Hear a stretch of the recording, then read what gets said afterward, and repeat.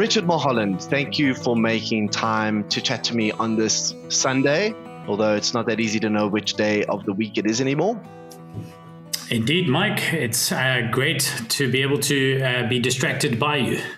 Oh, thank you. I find you very distracting too.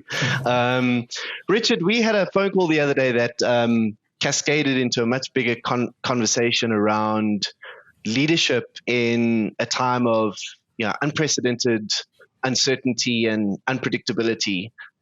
I really want to slide another into that sentence. That would be amazing. But unshaven, unprepared. I think that what happened with that conversation, though, was that we realized that a lot of the topics that we discussed, and especially around this idea of business values and leadership values, could be pertinent to a broader audience. And so I'd love to start with kind of a quick retelling of the beginning part of that conversation around the pivot that you've made as a business, as Missing Link at the moment, to address what is a rapidly expanding need for a new type of service in your space. Right. Okay. Well, so people understand, Missing Link is a presentation strategy firm. So we exist largely in the space of helping people look good when they're standing in front of other human beings and delivering a message. Obviously, this all came crashing down when those very gatherings were made illegal, or even before that, when they seemed like not a good idea. So increasingly, we saw clients and customers just kind of canceling their upcoming events. Yeah. And the feeling was that this, as a presentation company, this could be very, very bad. Well, we decided not to really take it lying down, and we felt that it actually forced us to question, why are our clients having these meetings in the first place? And once we kind of understood that, then it made us switch gear quite rapidly. So what was that? What was that insight? What did you believe people were really hoping to get out of those meetings? Well, in my mind, there's one of two things, right? So you want to get people together into a room, because if people were canceling gatherings, then they were saying that the gathering was the most important bit. The bringing together of human beings was the most important bit. Yeah. And in my mind, there's two things it does. You bring together people, that's part one, and then you make them smarter, and that's part two. Yeah. Now, if we're canceling those gatherings, we're saying that the part one, bring them together, is more important and more critical to the business, why we're spending the real money, than part two, which is make them smarter or activate them because of the knowledge you give them. And of course, I don't think that's true. And I don't think most business leaders, when they stop and they consider it, would say that's true. Yeah. So all of a sudden, it makes us think, well, then, not to discount the value of having people together in the same room. But of course, if you can't do that, does that mean that we should stop? If we can't go to restaurants, it doesn't mean we must stop eating. And if we consider that what happens in a conference is that we all converge together and then we consume knowledge calories, my belief is that we still require those knowledge calories. We still require the information, and it's still leadership's job to deliver that. Regardless of the environment. So we can meet in the restaurant, but we can, by all means, consume those knowledge calories. And with that in mind, we set out trying to solve that. How do we get leaders to, A, see that, because that's a big part of the problem, and then B, do that? That requires a degree of lateral thinking, though, because for a very long time, the business that you've run has had a very specific way of solving that problem. What do you think it is that provided you with a platform to think differently? I know this is something that you help clients do all the time, but there's some principle that underlies some value that underlies that way of thinking. What were some of the assumptions that you had to discard to think that way? Well, we always start from the underlying premise of, I'm writing a talk at the moment, and the first thing I have to write is, what is my objective?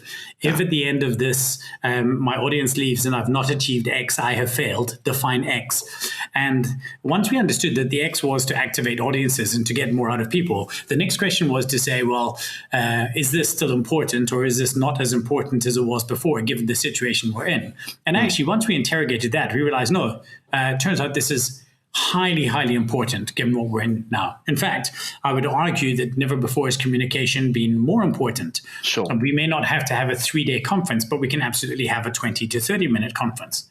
And then I thought, well, hold on a second. If we're not having to link space and time, if we don't have to have these two things happening at the same time, maybe our clients don't have to have, or they don't have time and capacity for a 2-day conference, but maybe they can have a day-long conference, 1 hour at a time, over 7 days, because the different set of constraints. So once we started looking at it with a new lens, we were better off.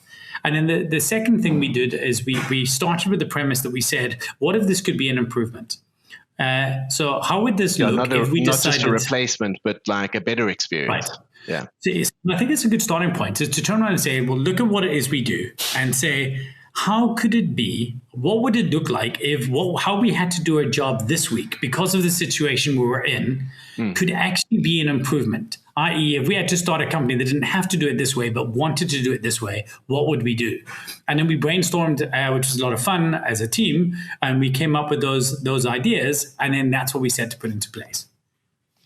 So you spoke about a really important point around communication maybe being more important now than ever before. And I think one of the things, well, there's two things that I think have come out for me in watching communication around the epidemic, well, the pandemic. And the first is that the misinformation plague that we are all suffering from, or all victims of at the moment, has maybe never been more dangerous or more of a threat to humanity than it is right now. This fake news, fake information, the things that are spread online without any verification or any sourcing, that's the first thing that struck me as being maybe more than sure, we've understood the threat of those things to democracy, and we've understood the threat of those things to traditional news and traditional media. But now we're talking about lives being at stake when the wrong information is shared. And the second part, which is kind of linked to that, is the role leaders have in the way they communicate. And when I say leaders, I don't just mean political leaders, but I mean business leaders as well. And this virus, and the fact that it is completely apolitical and completely unbiased and has no fear or favor, or doesn't worry about how much money you have in your wallet or how many followers you have on Twitter, that fact means that it's kind of the ultimate leveler from a communication perspective. And what it's doing, I think, is showing up people who, and leaders specifically, and business leaders specifically, who have an absence of material substance below the things that they're saying. And organizations that are succeeding and institutions that are succeeding in this incredibly unpredictable time seem to have a DNA intrinsic to them that others can't manufacture from a speech or a clever tweet or a clever ad. And when we spoke about this, we spoke about how, what was it that some leaders and some organizations seem to have that others just didn't, and that seems to be made more and more apparent in this moment than ever before. I don't know if thoughts around that. Sure, so many. I mean, there's so many different. We took that in a lot of different places. I think the first thing is that companies tend to echo the words of the leaders in many respects.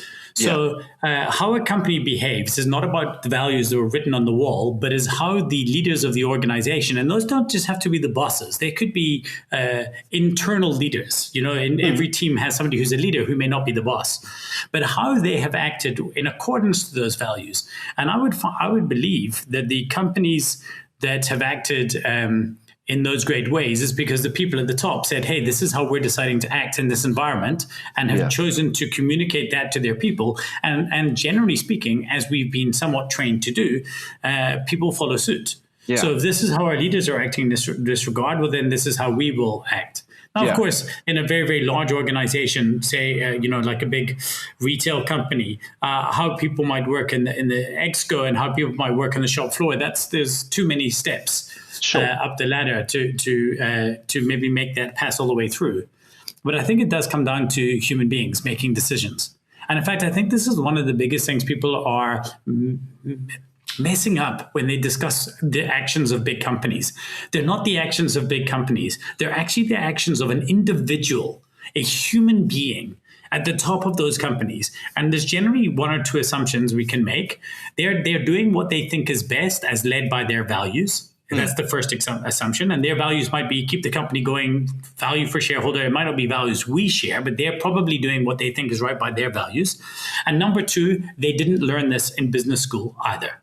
So nobody is better equipped for this that even the CEO of that large bank that you think is acting in a terrible way has no more training in how to act in this environment than you do. And I think we need to start understanding when we throw big companies under attack, or that actually it's often human beings. Yeah. And I suppose the following question from that is, what resources does that person have available to them to make that decision, right? And so you've spoken about what is the intrinsic value set of the business, or for lack of a better phrase, what is the culture of decision making in the organization? And one important point I think to make around that is that every organization has values. Values aren't something you do in a brainstorming session with an ad agency, and then they do a really nice font, and then it goes up on your wall, and then all of a sudden you have values for the first time. It's not something you buy or come up with or invent. They are already a part of who you are.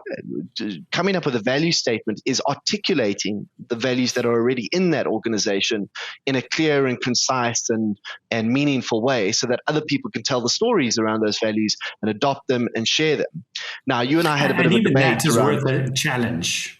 Yes, you and I had a debate around whether or not that can and should be aspirational or not. But I want to add that to the second part of the kind of decision making framework. So you've got values, the way we make decisions, right? So are we going to do we value people's well-being over profits, or do we have to balance them? And in what case do we balance them? And what do we consider when we say people? Is that just our employees? Is it just the shareholder pool? Is that all of our stakeholders? Is that all of our stakeholders and the communities that they operate in? Because the circle of concern gets wider and wider, and the wider the circle gets, the more variables you have in your decision-making process. And the second part is, all of that is fine and well. You can do the very best in terms of impact and purpose to have a really positive social impact on your decisions, but the business could die. Like, it could just expire in 3 months, become bankrupt, in which case you have no platform to hire people or provide a service or continue to be impactful into the future. So there's almost this sounds obvious, but it's not. You can be as generous and open and impactful and kind as you want to, but you still have to look after the jobs of the employees that are closest to you, and that, whatever it might be, whatever your circle of concern is. Well, and I'm worried that, because there's so much to unpack there. Let's say we go through this thing and I've lost my company. Let's say there are two scenarios. Scenario A is I've kept my company, but I've had to put my values up and made my values questionable. So I've worked against the values that I think, and I've done things that I don't think are correct in order to keep the company afloat. Can we make that specific? So let's say we run theft, for example. Yeah. Let's say I could steal something or screw a supplier or do something that is dishonest that I wouldn't normally do. I don't think, by the way, getting rid of certain employees would go against my values. I think there's a time where I'd have to make that. In fact, that's a narrative I'd like to explore maybe later on in the show. Yeah. So let's say I do something that's dishonest, and then the company stays afloat. That, at the end of that thing, I think that I would be at a net minus.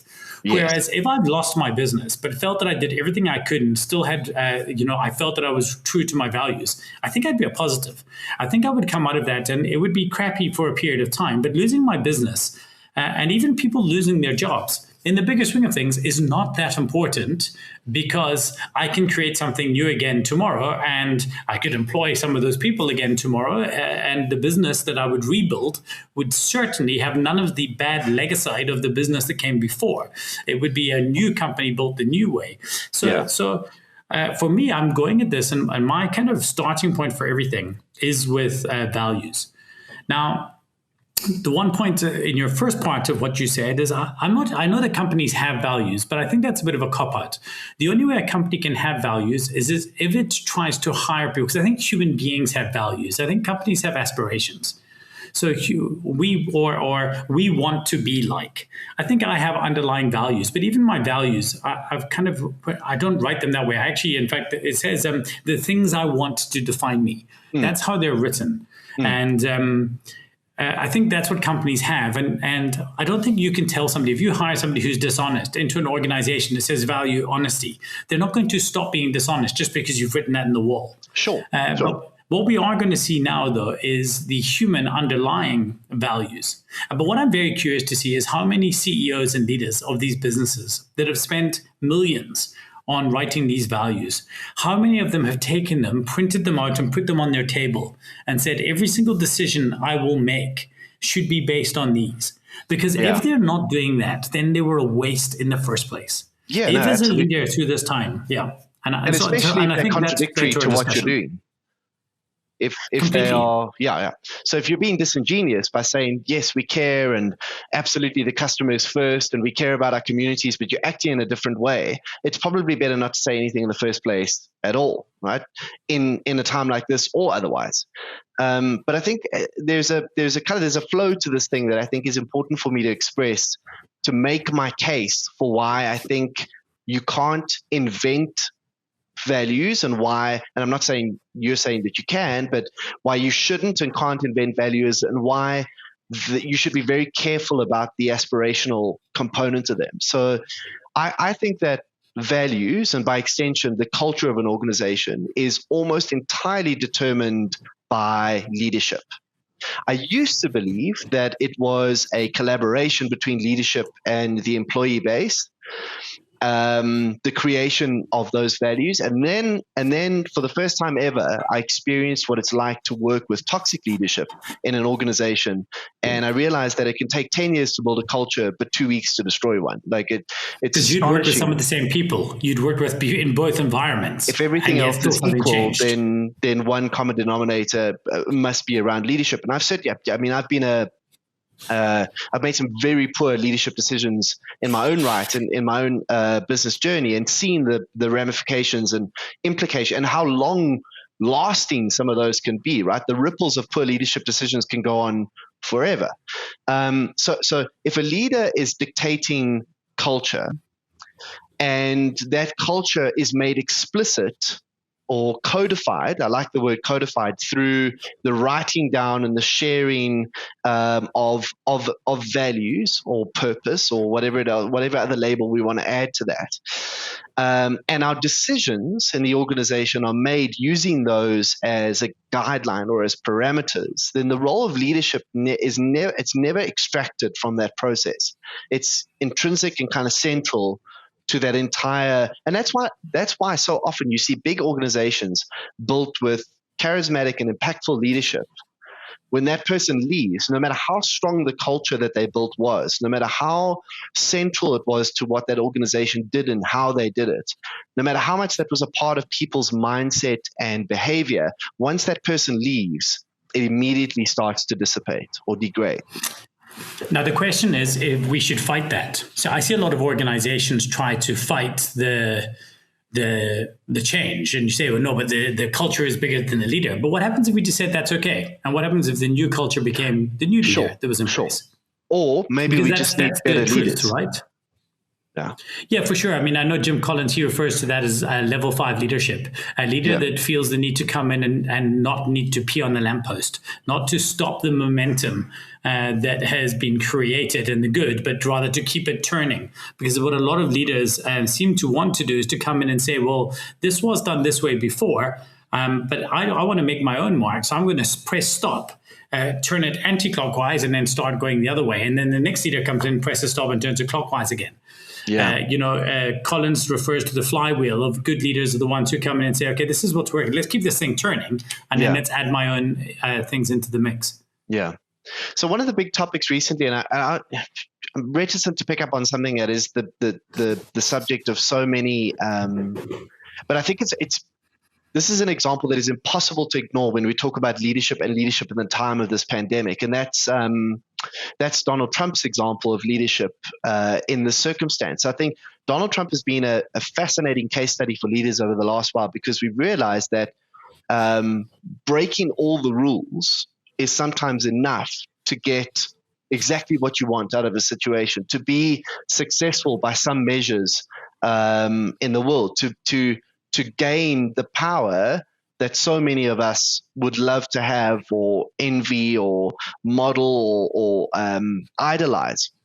And he's broken every rule of what we know works in politics and in leadership, and in the press and in media and in communication, and yet continues to be, by every measure that is important to him, incredibly successful. But there's a sense that this virus and the conditions and circumstances around it might be the one thing that could dethrone that approach. And I don't want to make guesses about what it's going to mean for him in an election year if the election happens this year, and I don't want to make guesses around whether or not his continued communication and behavior around the virus is going to be good or bad for the US. Right now, it looks as though the decisions he's made and the approaches he's taken have been, by and large, poor and have significant negative ramifications for Americans and, by extension, the rest of the world.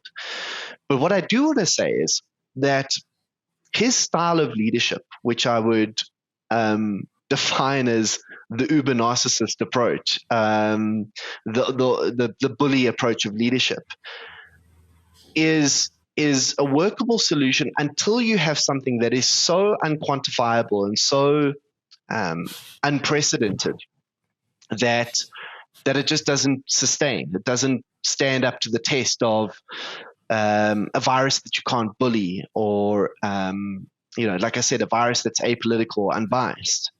So my question is, in your mind, what types of leaders do you think have done well in the context of a very unpredictable and very disconcerting circumstance? And what is it about those leaders in terms of their behaviors or their values or their practices that is kind of long-term in its ability to outlast anything that could come their way, including the World War equivalent of a pandemic? What type of leadership wins in a time like this?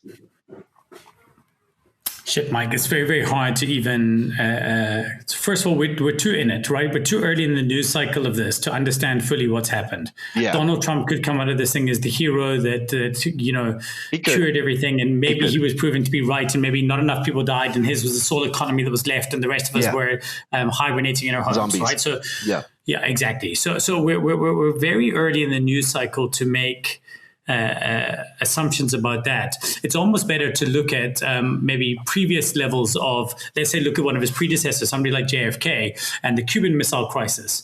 Yes. And there was constantly, like, if we had taken Donald Trump and we'd popped Donald Trump, the Donald Trump we know of today, and we'd put him into the Cuban Missile Crisis, there is no analyst on the planet that would say that he wouldn't have taken it to DEFCON 1, right? Like there wouldn't have been an all-out nuclear war. That is absolutely what would have happened, because it would have been his will against Khrushchev's will, and he would have tried to bully him there. Whereas on the flip side, after the Bay of Pigs problem, where the young JFK kind of got egg in his face for what he was trying to do.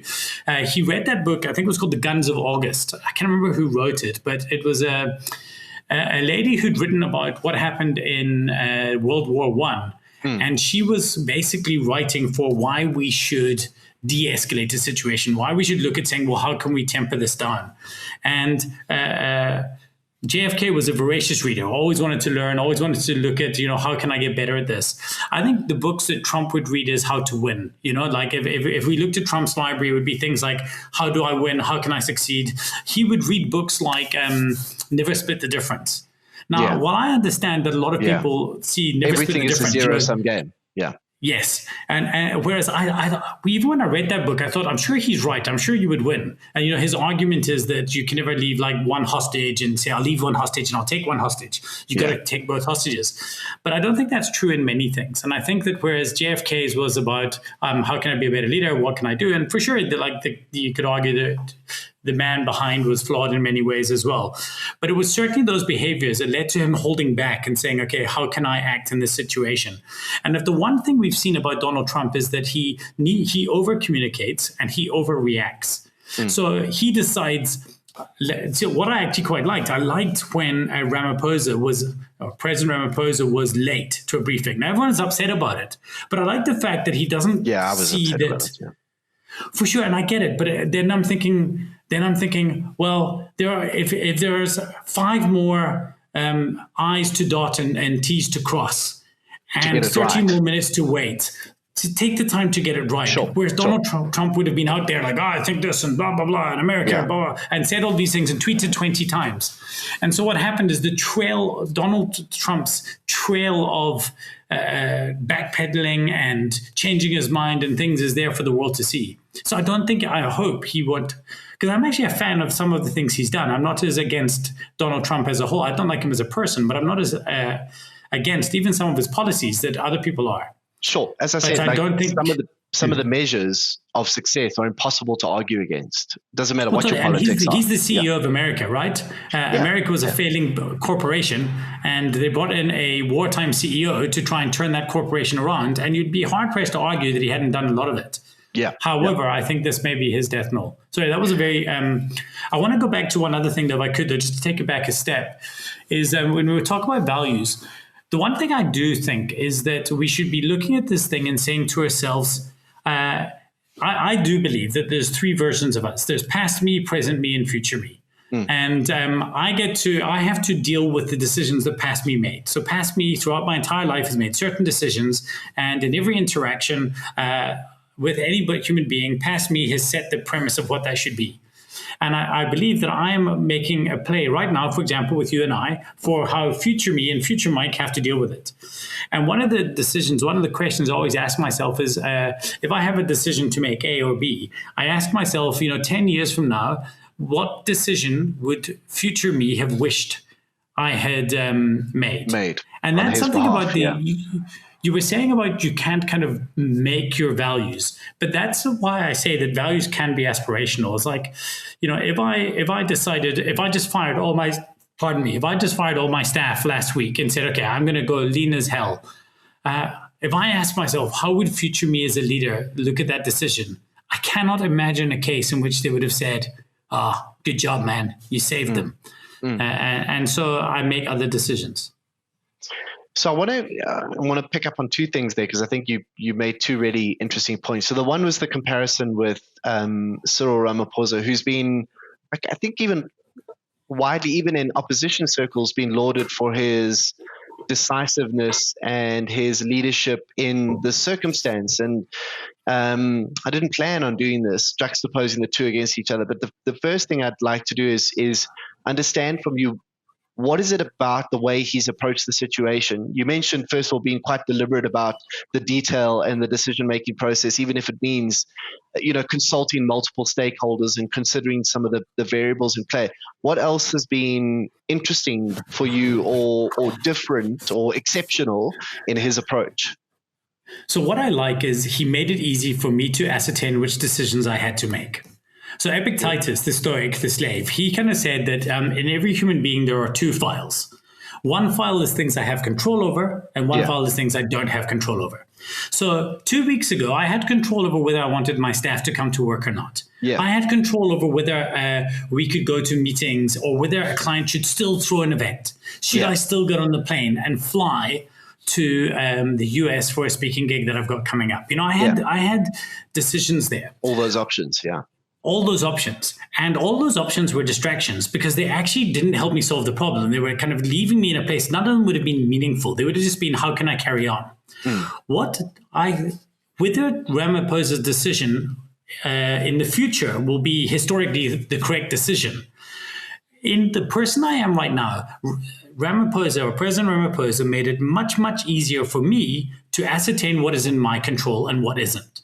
So, for example, and what I like about it is he mitigated. I no longer have a coronavirus problem. Literally, the coronavirus is not my problem. I am in my house right now with my wife. My kids are with my ex-wife. The coronavirus is not a problem that exists for us. So now I can literally reading about the coronavirus insofar as 20 minutes a day to work out what's going on. But even that's probably nothing is going to change in a day that matters. Probably every 2 or 3 days.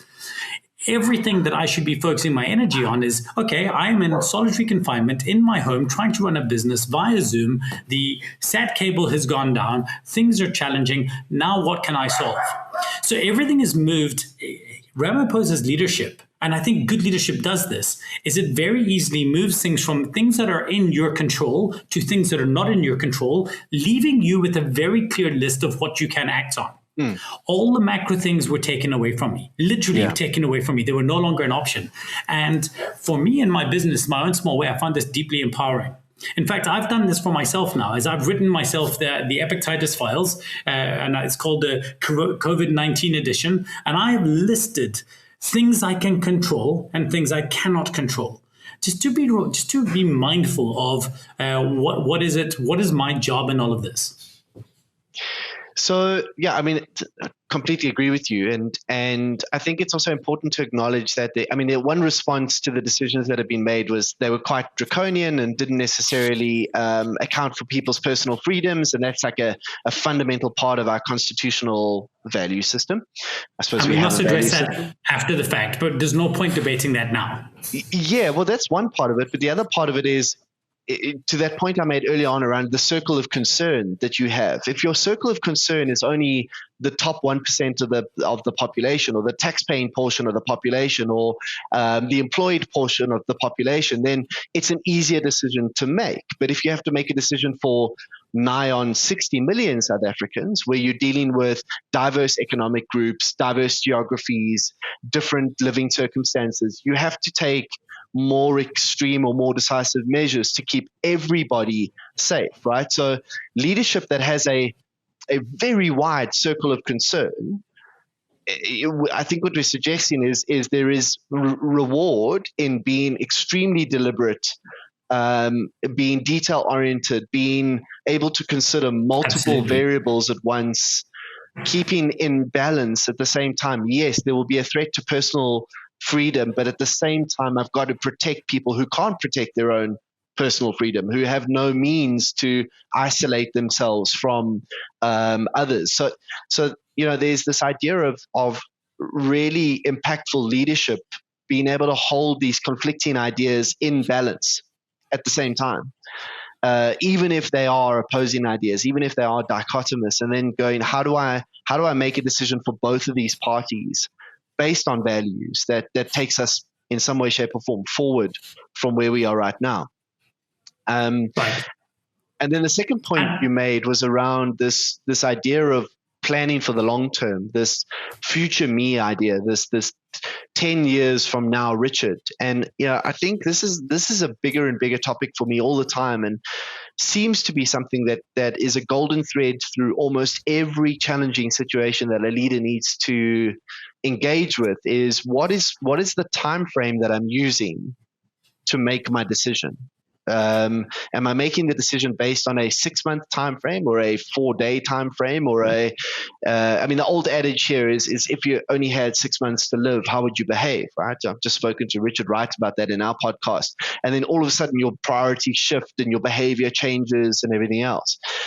If you're planning to keep your business in business because it creates wealth and has value and employs people and is important to the economy, if you're doing that with a 10-year time frame, the decisions you make are going to be fundamentally different from if you're making value-based decisions from one quarter to the next, or 1 year to the next. Even a year time frame doesn't seem like enough. So there's this challenge that we live in a world that moves very rapidly, and technology has us doing more and processing more and understanding more on a daily basis than ever before. But because of that, almost only because of that, we have to think about planning for a much longer time frame, for a much longer period. And that's really difficult to do. It's really difficult to think in decade-long increments. But if you're building a business that has decade-long increments built into its DNA, then even a global pandemic should be manageable. Well, it must be manageable, because if we can't these black swan events that happen, if we can't work out how our business will be after that, It's very, very problematic. For me, though, it's very funny, though. You said it quite a few times about if you're building a business to last, building a business to last. And it's quite funny because, I've had a business for the last 23 years.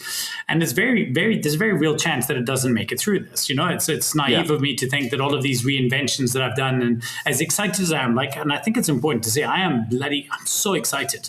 I have felt more invigorated in my business in the last 2 weeks than I felt in the last probably 10 years. And you've known me through all that time. I feel so connected to the decisions I'm making. And I am absolutely excited, even though I know that I could fail. But it's actually, that's not that important to me, this idea that I could fail. If we fail, I still kind of like the idea that I got the chance to make a good shot for it. Sure. And so I think that's one thing, is that I'm not necessarily trying to preserve. Well, I am trying to preserve the business, but I'm not thinking much beyond right now. Hey, if we make it through this, how can I make decisions that will A, keep my salaries of my staff paid, and B, build a better business going forward? Yeah. But it will come down to at some point saying, well, maybe the business must die. Maybe it's better that it does that.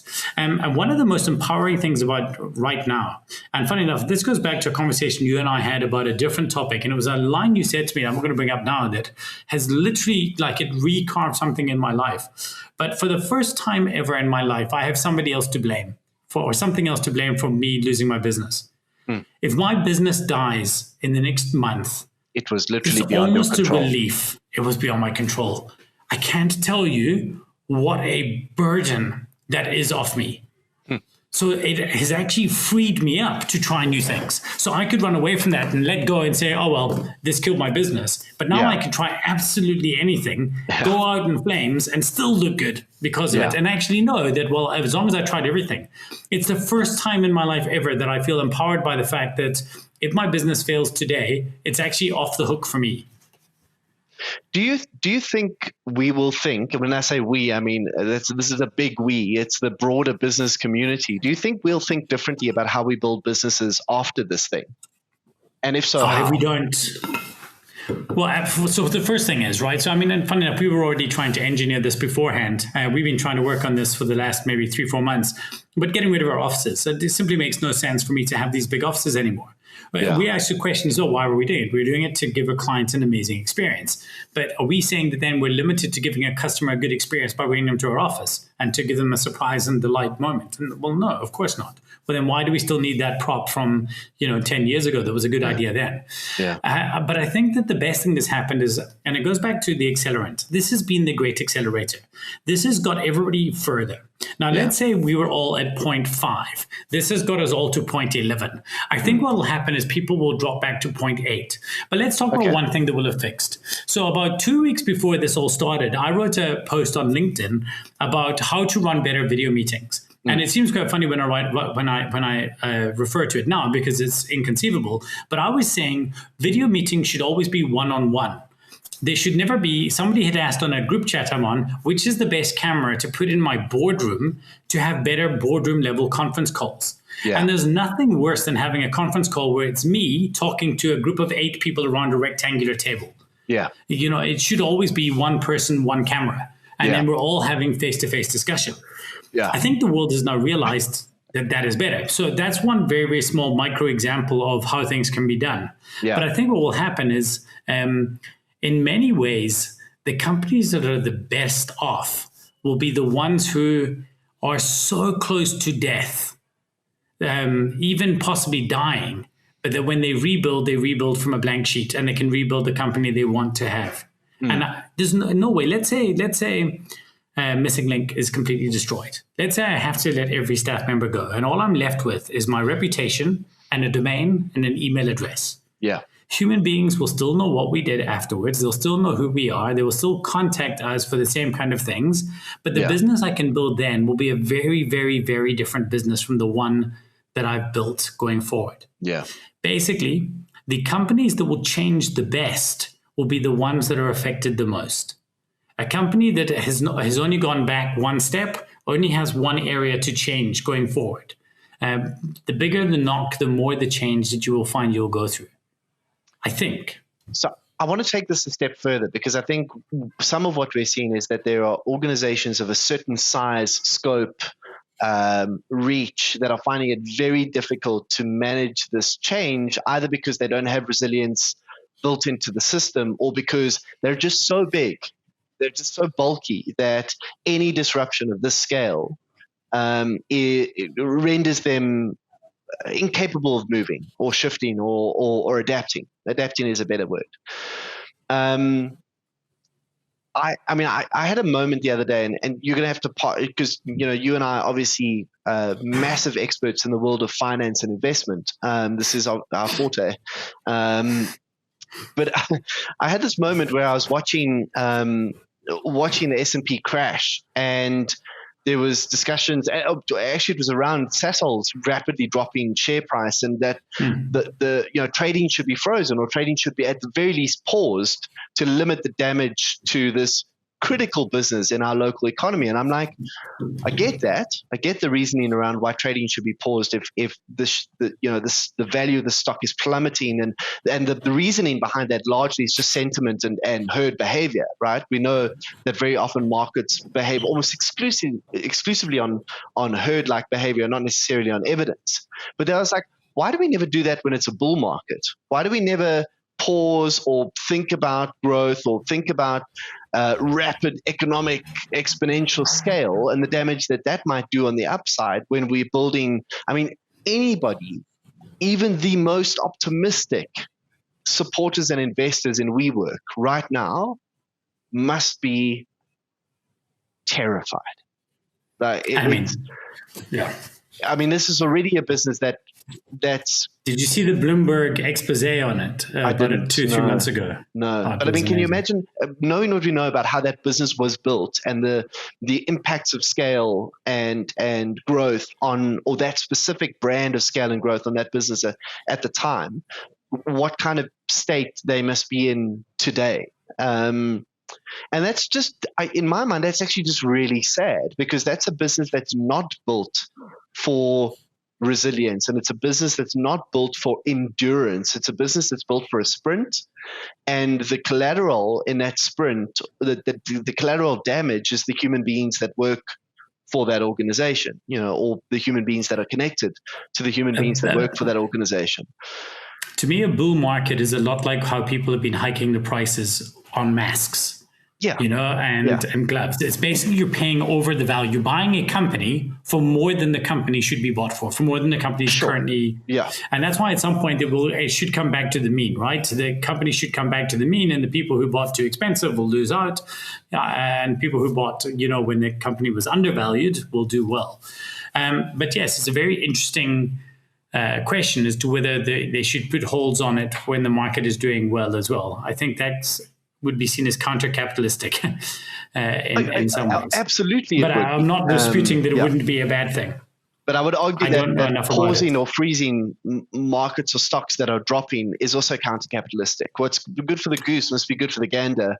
One should let the free market speak, right? But then you go in, hold on, Mike, like we need to price external factors into a plummeting market. We need to consider that there is a virus that is impacting the way people are thinking, and currencies are devaluing, and consumers are freezing spend, and all of these other things that are going to. But that's my whole point around growth as well. When we grow businesses, we do it with complete freedom and complete. There's a really nice word here that I'm not thinking of. What's the really nice word? Impunity. And we don't price in the risk of growth. We don't price in the externalities of growth. We don't price in the insurance, not necessarily literal insurance, but metaphorical insurance that we need to weather a storm like this one, right? Because organizations that have significant fallback mechanisms, cash reserves, that haven't necessarily paid out all of those dividends ad nauseum to shareholders are going, okay, well, we might make it through this. We might be okay. We could survive. And there's a hardness and like I said, the only word that works well for this is resilience around how you design and build an organization like that seems to be absent in a lot of the organizations that we idolize and hold up as being examples of this is how you should grow. This is how you should fucking 10x a business. Right, and that's because growth has been the hallmark of success, and that's been one of my biggest arguments. In fact, I've got a talk kind of based on this premise: growth for the sake of growth is the mindset of the cancer cell. Like, at what point did growing to a certain size and grow larger become, or a virus for that matter? Yes, and exactly, and I realized last year. So last year was so weird. I was so busy. It's so bizarre. This time last year, I was speaking last year I spoke in 26 countries around the world on 6 continents. It's definitely the most depressed I've ever been in my life. And I can find lots of different ways. Like, everything was so easy. Now I'm sitting in the middle of what we're going through. And even though I go to bed every night petrified, I'm exhilarated. I feel the last thing I feel is depressed in any way, means, or form. And at some point last year, I sat there and I said, what am I chasing? And I realized that, and there's that quote, and I love it so much, and it's that comparison is the thief of joy. At some point, I was just trying to grow and grow and grow and grow, but way beyond what I needed. Like, I'm already so happy. In fact, this board game collection was one of the book I'm writing now is called Less to the Power of More. And this board game collection is... Can you give us a better view of it there with your... Can you... Yeah, there you go. So there's some there. It's astonishing. The book I'm writing is, what's happened though is I've added so many games that I now stop playing because I have decision paralysis and anxiety about which game to take off the shelf. If I had a collection of 100 nice games that I liked, that would still be way more selection. If I told you I had 100 board games, you'd think it was too many. 1,000 is ridiculous. So I started thinking about this and thinking, well, actually, I need to be on the ruthless pursuit of enough. Like, what is enough? And I felt like I had to start defining. And I realized the one thing is that there's literally nothing else I need. So anything I buy, and it's not I'm trying to be a minimalist. I think that's actually counterproductive as well. I think these people are on the growth trajectory the other way. I think that, you now define yourself by how little you can live off. I don't think that's necessarily the case. I think the ruthless pursuit of enough. What is the right amount of things? And funny enough, what this has taught me as well is that even the enough that I thought that I had is way more than I actually need. Like what I'm learning. And so when everything collapses, do I need to build? I want to build a scalable business because I want it to outlast these things. I want to be able to affect more people with the ideas our business has. But it's not about being wealthier or richer or having more things, because I really don't need more things. And again, this is so tricky because it's so deeply personal. I can't answer for business, because business is actually just different human beings and their own personal desires as manifested through the objects they create. And bigger businesses are driven by shareholder value, which is it's why I would never want to list a company, because then your values go out the window. Your job is to drive shareholder growth. Yeah. So that's a decision you have to make, where the company outgrows you. I think there's exceptions, but I don't know many. And so I'm actually looking forward for the cleansing that this brings, and so that I can build a better business going forward and be a better person. And I think a lot of people are. Yeah. It's funny what 3 weeks in your own home with your family reminds you of.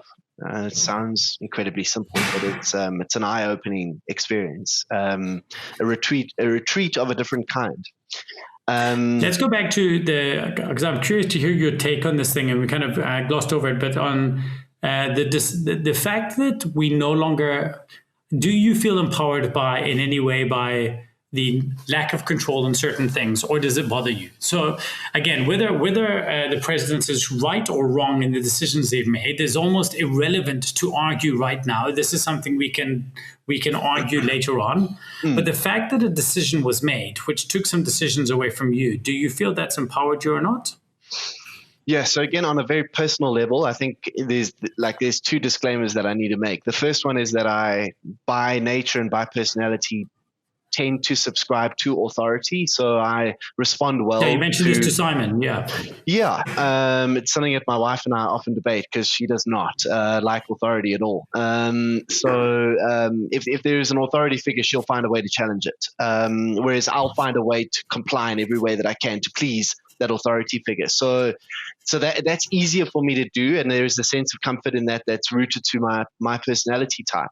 But the second part of it is that I'm very lucky that I am not a worrisome person. For whatever reason, I haven't traditionally worried a lot about things that I can't control. I worry a lot about things that I can, and about the impact that I have on those things, and how I can do a better job of producing value out of the things I can control.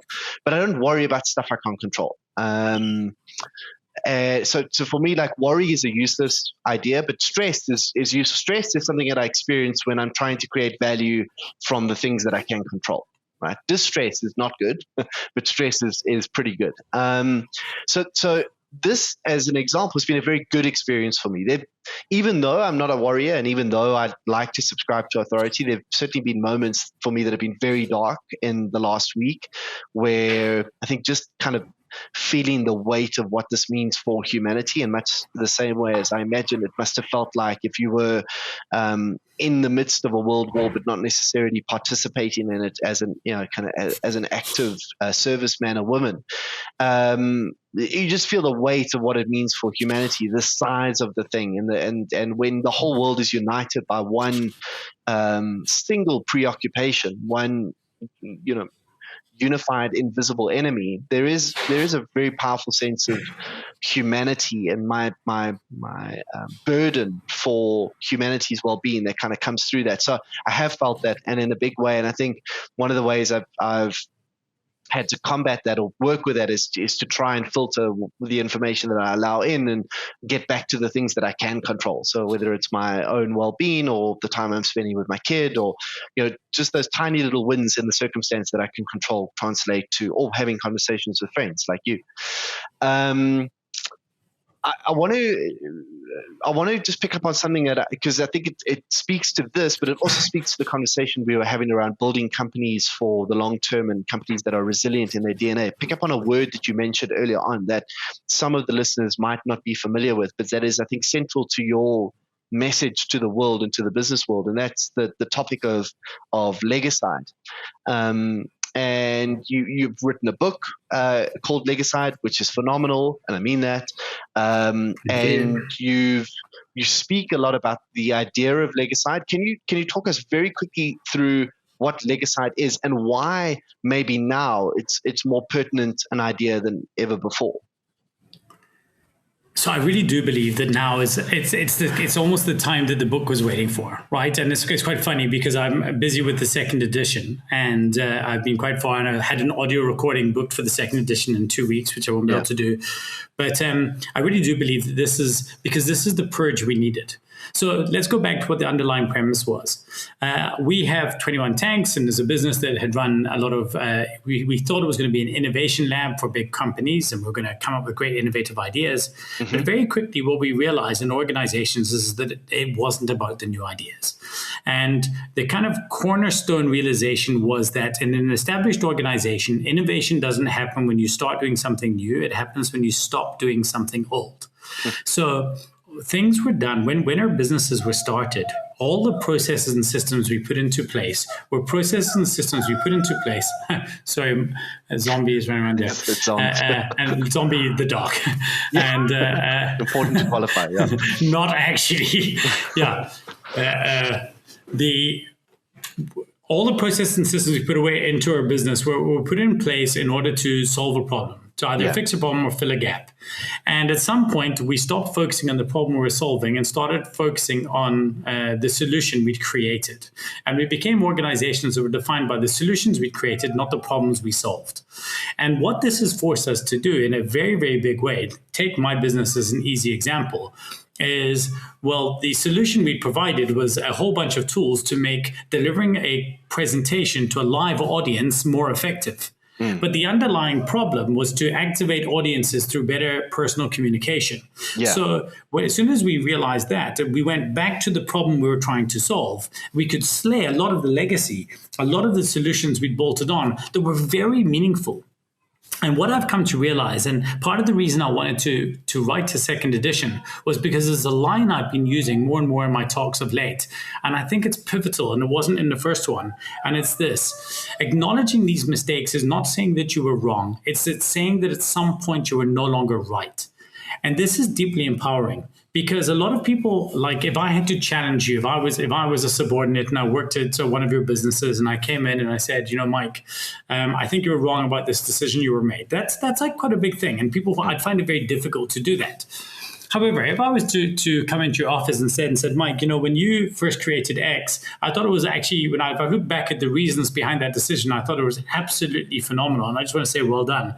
However, applying that very same logic to that same problem right now, I think given the world we're in and this new solution that exists, maybe that idea is no longer right for what you're trying to do. And maybe there's a new thing that could be right for now. That's a very different discussion. Yeah. And I think leadership is letting your people know that, guys, you can challenge me. You're not saying I was wrong. You're saying that I was no longer right. And the best thing is, like, where we are now, I years ago, I was in Japan with Paul Jacobson and Simon Dingle. And I remember, I can't remember who told it, but somebody said to us that Coca-Cola tested stuff in Japan because they could learn in 1 year there what took a decade to roll out anywhere else, because the change in trend cycles was so fast. You can learn more in the next 21 days running a business in this country or any country in the world, because something that was true yesterday, literally 3 days from now, what I said to you last week, that with the information I had, that was the best idea that I had and I could come up with. 3 days later, it's okay for me to say, okay, that seemed like a good idea, but now we know this. Now this has happened. I am wrong. Let's move on. Yes. This is the great accelerant in so many ways. You can build your culture out how you behave in this situation by telling your people these things. Zombie. Rich, it's been phenomenal to talk to you, as always. And this has been a really helpful extension of the conversation that we had originally. And I think we've touched on a lot of things that maybe we didn't really elaborate on in that phone call that have now become a lot more clear to me. And I'm very grateful for your time. How do people get more rich if they want to spend a little bit more time with your content or with you? The easiest thing is go to getrich.af. And then that will take you to one of those link farms. And then you can, I've been quite prolific on LinkedIn at the moment, writing lots there. I'm really enjoying the platform of LinkedIn. Thank you. I really love LinkedIn. I think it's hugely valuable. I think we need to have an argument with Simon Dingle about this. Yeah. Really, but it's also fun to have a company I really like. I spoke for them last year twice, once in Dublin, once in Chicago, and I just thought they were like such cool people. I thought, wow, finally I found a company I think I could work for. Like if I had to be bought out by somebody and work in a company, it would probably be LinkedIn. Yeah, the people are so cool.